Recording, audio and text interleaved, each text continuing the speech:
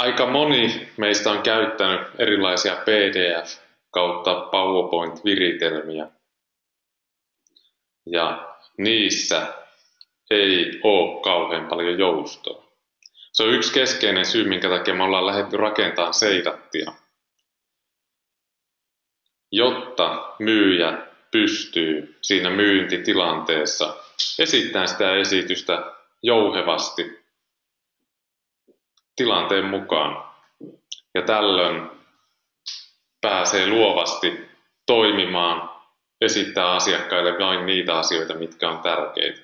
Seidatin osalta se on toteutettu tällaisella matriisimaisella rakenteella, joka teillekin sinne mahdollisesti näkyy. Kun ajatellaan sitä rakennetta, niin voidaan puhua myös myyntitilanteessa myynnin portaista. Voidaan puhua vahvasta alusta. Voidaan puhua kiinnostuksen herättämisestä, tarvekartoituksesta, tarpeen todentamisesta, ratkaisusta. Mulla lukee Seidat-ratkaisu, mutta se ratkaisu eri myyjällä on eri ratkaisu. Ja lopuksi on päätös- ja tarjousvaihe. Miten presentaatio toimii, miten presentaatio voi auttaa vahvassa alussa, miten se voi auttaa kiinnostuksen heräämisessä, miten presentaatiota voi hyödyntää tarvekartoituksessa, tarpeen todentamisessa, ratkaisun tarjoamisessa. Hyvä presentaatio tukee näissä asioissa. Ja tällainen presentaatio, joka tukee myynnin portaita, niin on hyvä myyntipresentaatio.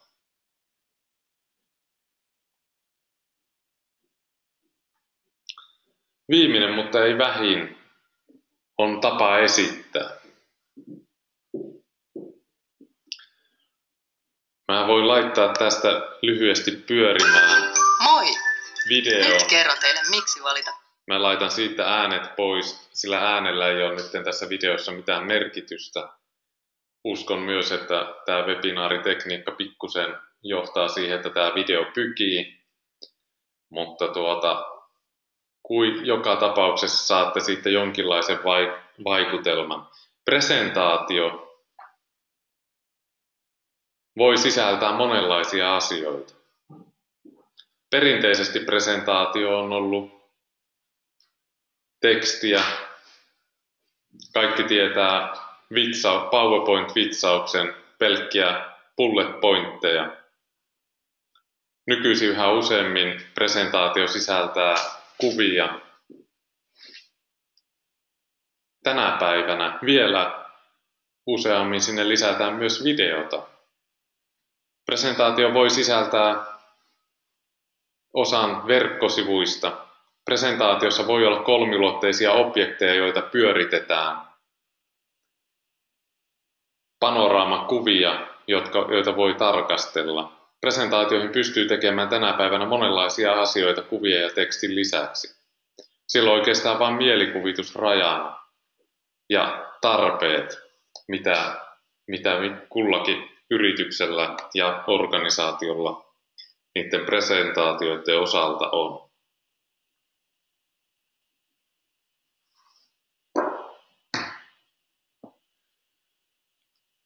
Käytännössä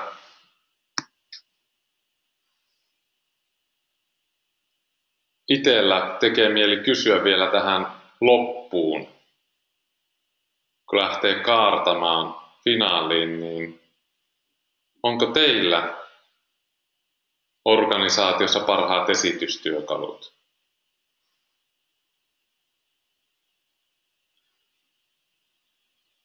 Tein juuri blogikirjoituksen tästä aiheesta. Voitte käydä tutustumaan siitä Seidatin verkkosivuilla. Siellä löytyy kohta blogi ja aihe, onko teidän myyjillä parhaat esitystyökalut. Siellä käsitellään 5 väittämää. Silloin kun on hyvät esitystyökalut, niin niillä hyvillä esitystyökaluilla pystytään leikkaamaan kustannuksia.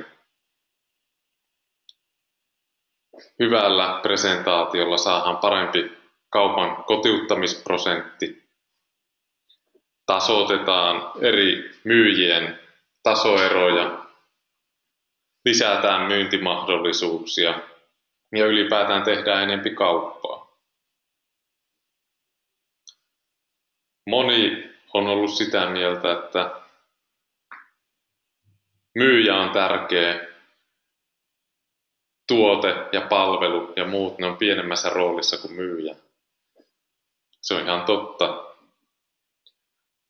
mutta kannattaa miettiä näitä asioita, joita tässä on käyty läpi.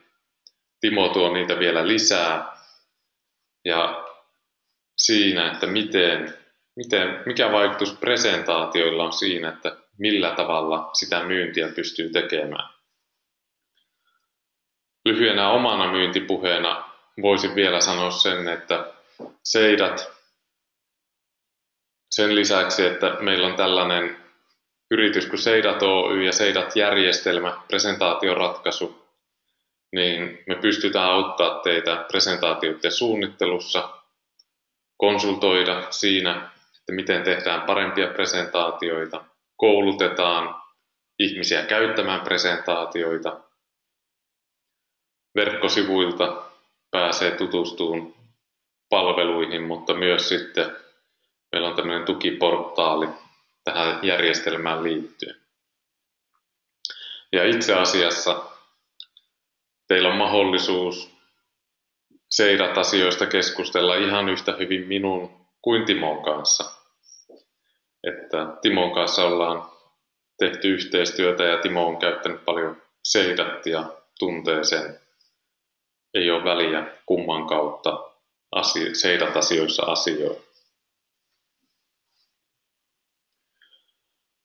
Mä melkein lähtisin kaartaan ihan maaliin. Onko jollakin tässä vaiheessa jotain herännyt kysyttävää?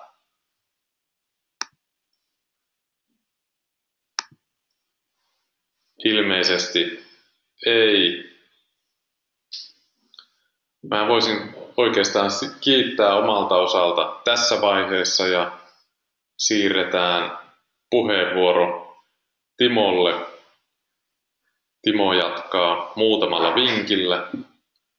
Ja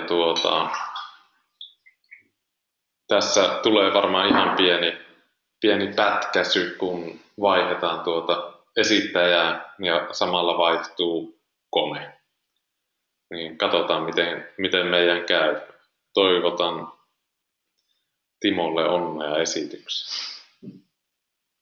Ole hyvä, Timo. Kiitoksia, Paulus, jos vielä siirrät mulle ton esitysoikeuden, niin päästään jatkaa eteenpäin seuraavan esityksen kanssa. Niin, sen verran voin jo tässä alustavasti esitellä itseäni. Olen siis tosiaan Timo Sorri, Havain Oy perustaja ja toimitusjohtaja. Ja se, mitä Havain tekee, Havain auttaa asiakkaitansa myymään ideoitansa, tuotteitansa ja palveluitansa vaikuttavien, visuaalisten ja innostavien presentaatioiden avulla. Ja siinä työkaluna voi olla Seidat tai PowerPoint tai mikä ikinä se halutaankaan sen työkalun olevan. Eli Havain tuo ennen kaikkea sitä suunnittelu- ja design-osaamista näihin esityksiin. Tuossa Paulus antoi teille oikein hyviä näitä, voisi sanoa, strategisen tason myyntiesitysohjeita.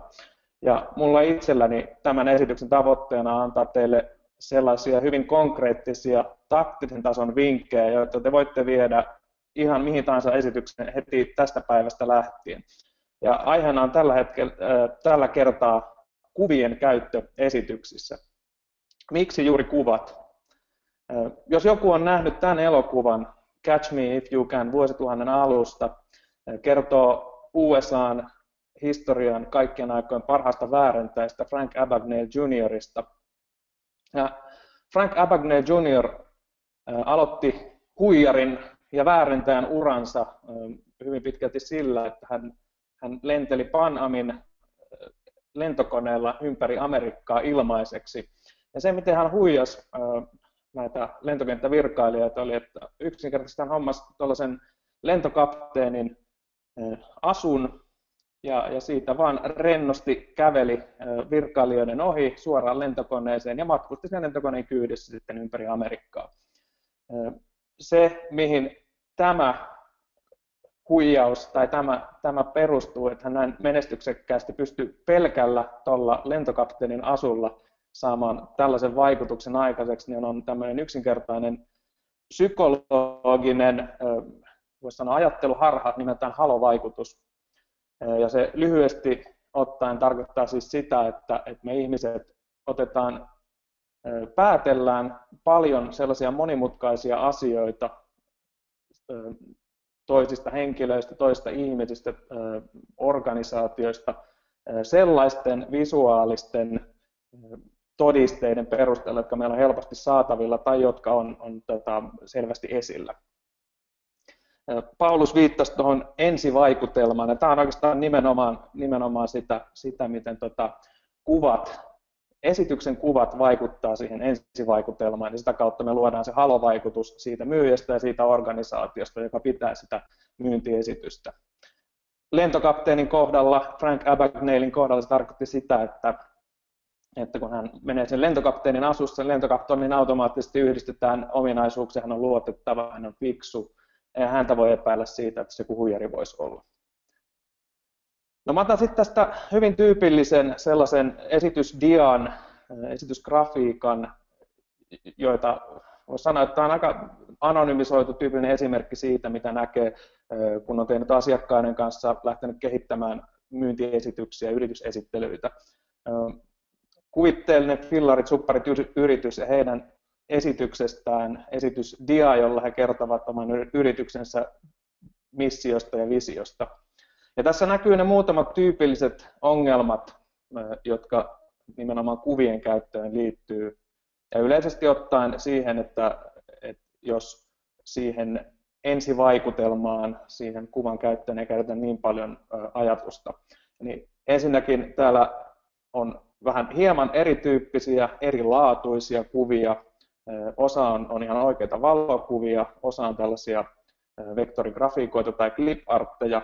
Niiden asettelu on hieman sinne päin ja myös suhteessa tuohon tekstiin ja kaikkeen muuhun, niin tämä ensivaikutelma tämän tyyppisestä esitysgrafiikasta on itse asiassa, voisi sanoa, että se ei välttämättä ole kaikkein paras, mikä vaikuttaa myös siihen vaikutelmaan siitä henkilöstä ja siitä organisaatiosta. No, mulla on 3 vinkkiä siihen, miten voi parantaa esityskuvien käyttöä omissa esityksissään. Ja ensimmäinen niistä koskee sitä, että valitse ennemmin yksi hyvä kuin monta keskinkertaista kuvaa.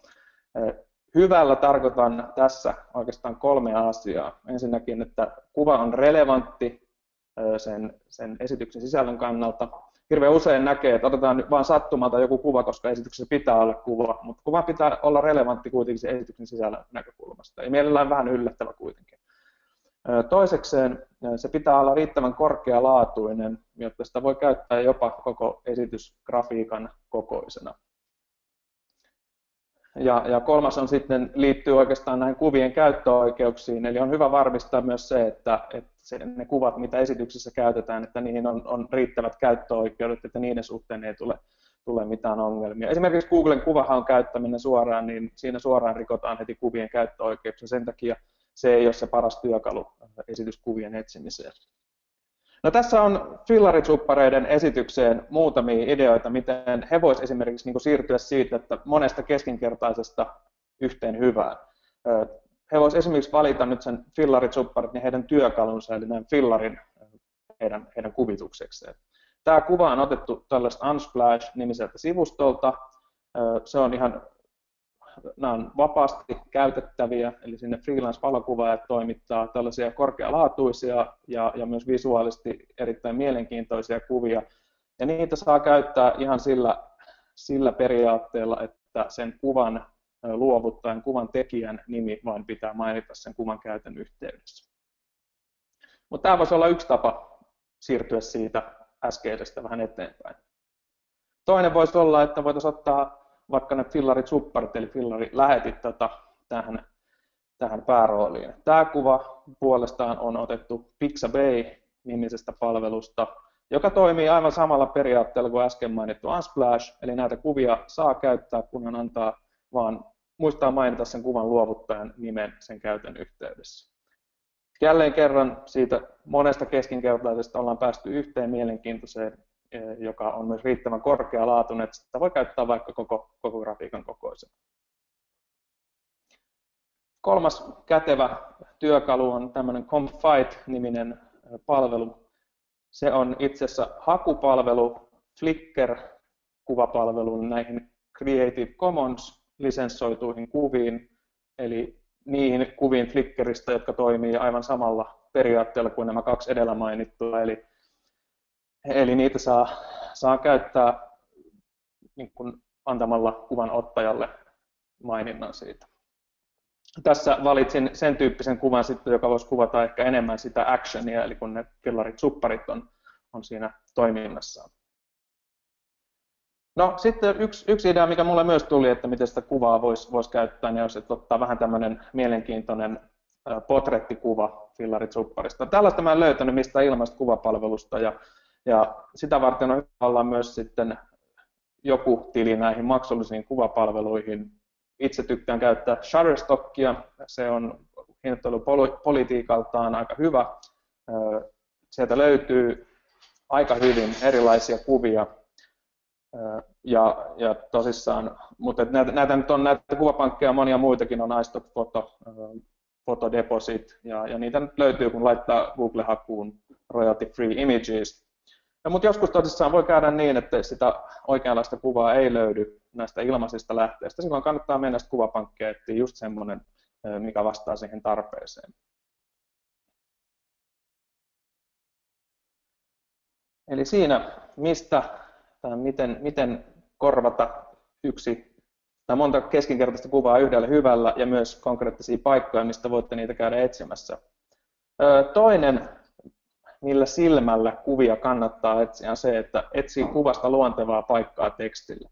Mä näytän seuraavaksi muutamia esimerkkejä siitä, että miten nuo äskeiset kuvat oli valittu nimenomaan sitä silmällä pitäen, että niistä löytyisi myös luonteva paikka sen tekstin sijoittamiselle. Tässä on se fillarikuva, ja kun laitetaan tähän tämmöinen ruudukko päälle, niin nähdään, että se on valittu nimenomaan siten, että meillä tuonne 1/3 mahtuu tämä kuvan pääaihe, ja sitten meillä on 2/3 oikeastaan tuolle tekstille, ehkä niin kuin tuo yläreunan 2/3 niin nimenomaan tekstiä varten. Ja tämäkin kuva on itse asiassa rajattu vielä huomattavasti suuremmasta kuvasta, ja tässä nähdään nimenomaan se hyöty, mikä tulee siitä, kun käyttää riittävän korkearesoluutioisia kuvia, että silloin voi tehdä tällaisia aika tiukkaakin rajauksia ja silti käyttää grafiikkaa suuressa koossa. Tässä puolestaan tämä missä se fillarit-suppari oli siinä in action. Ja jälleen kerran, kun tuodaan tähän tämä ruudukko päälle, niin nähdään, että se on valittu nimenomaan sitä silmällä pitäen, että 2/3 on tällä hetkellä se kuva-aihe, ja sitten 1/3 on varattu tekstille.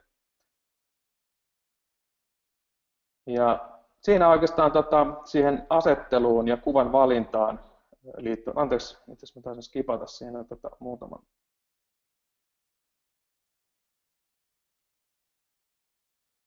Joo, tämä eli tässä tosiaan oli tämäkin kuva, oli isompi kuva, josta oli rajattu selvästi pienempään kokoon siten, että saatiin luonteva paikka sille tekstin asettelulle. Sitten vielä tämä kolmas esimerkki tässä nähdään, eli tässä on 2/3 ja kivasti tuollaista valkoista tilaa sille, että tuo teksti todella tulee esiin tuolta.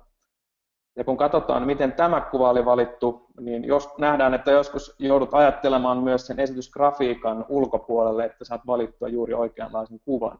Eli tämä on rajattu tavallaan tuollaisen kuvan hieman ulkopuolelta tai rajattu sen esitysgrafiikan ulkopuolelle tämä kuva, jotta on saatu siitä visuaalisesti mielenkiintoinen asetelma.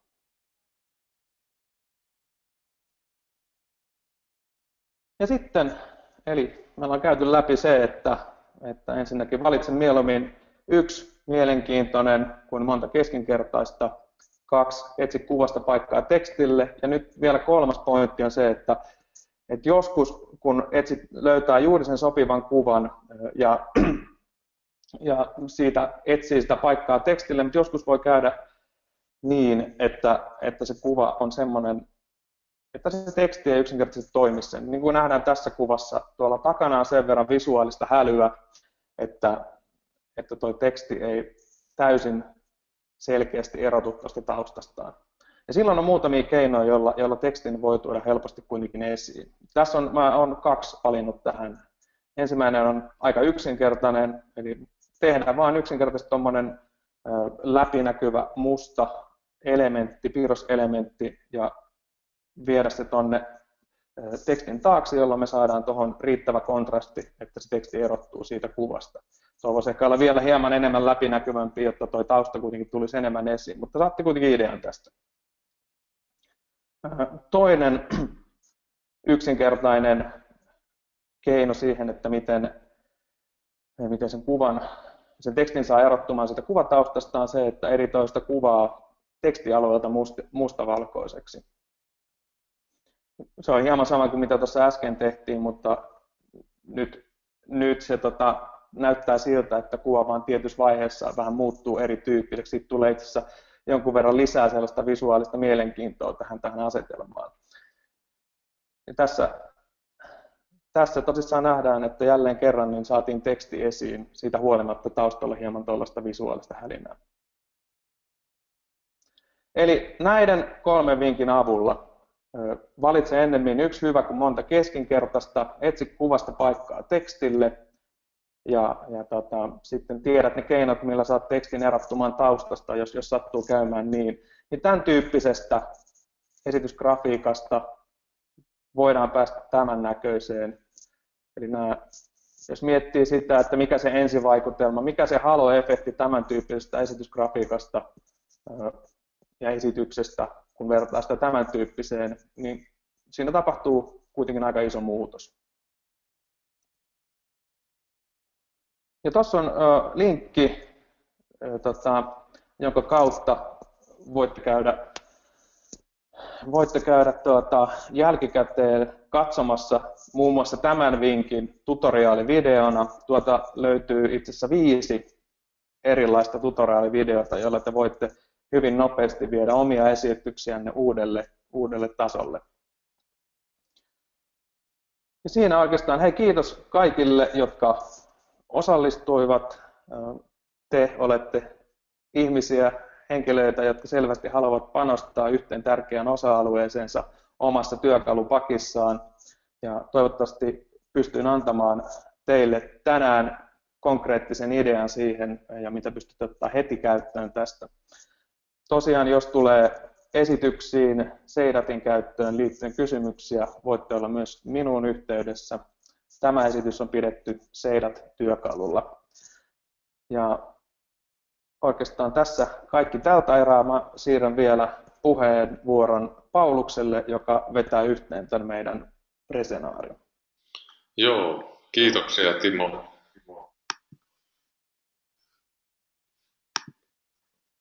Sulla oli paljon hyviä ajatuksia ja tässä nyt ollaan käyty läpi kappaleen matkaa sitä, että minkälaisista asioista hyvät myyntipresentaatiot syntyy. Toistaiseksi kysymyksiä on ollut teillä suhteellisen vähän. Mielellään, jos on jotain kysyttävää, niin voisi laittaa kysymyksiä tulemaan. Mutta käytännössä, jos ajatellaan sitä hyvää myyntipresentaatiota, niin yhä edelleen siinä on muutamia keskeisiä asioita, joista se hyvä myyntipresentaatio muodostuu. Ja jos niitä lyhyesti vielä vetää yhteen, niin oli se ensivaikutelma. Mähän voin sen täältä vielä presentaatiostakin nopeasti käydä vilauttamassa. Eli ensivaikutelma, sitten oli viesti, rakenne ja rakenteessa huomioida se myynnin portaat ja sitten lopuksi vielä tapa esittää. Ja Timo antoi monta hyvää vinkkiä siitä, että miten kuvaa voisi käyttää. Oikeastaan ainut, minkä mä voisin lisätä siihen Timon vinkkeihin, mitä Timo pikkusen ehkä vältteli, oli sekin vaihtoehto, että voihan niitä kuviakin käydä ottamassa. Ja aina kun ottaa omia kuvia, niin silloin on persoonallisia kuvia. Ne on autenttisia ja kuvapankkikuvissa valitettavasti niin niistä toisista näkee selkeämmin, toisista vähemmän selkeästi sen kuvapankkilähteen, mutta tosiasia on, että itsekin hyvin usein joutuu sinne kuvapankkimaailmaan menemään, että ei yksinkertaisesti kerkeä ole mahdollisuus lähteä niitä kuvia hakemaan. Seuraava presenaari, eli kun presentaatiot ja webinaarit yhdistetään, tulee presenaari, ja seuraava presenaari on tosiaan 9.12. Silloin aiheena interaktiivisuus ja aika on sama 14-15. Katsotaan, osataanko me silloin käyttää aikaa enempi. Nyt tuntuu, että meillä jutut loppuu kesken. Toki tästä niin kuin presentaatiosta voisi vielä vetää monenlaisia juttuja. Mutta ei venytetä tätä turhaa tämän pitempään. Lähdetään jokainen tekemään parempia myyntipresentaatioita, tekemään enempi kauppaa ja nauttimaan enempi niistä hetkistä, kun päästään esittämään presentaatioita. Kiitoksia kaikille ja palataan parin kuukauden päästä uudelleen asiaan. Me jaamme nämä presentaatiot vielä teille linkkinä, jolloin pääsette itse niitä selaamaan omaan vapaaseen tahtiin. Ei muuta kuin kiitoksia ja morjes!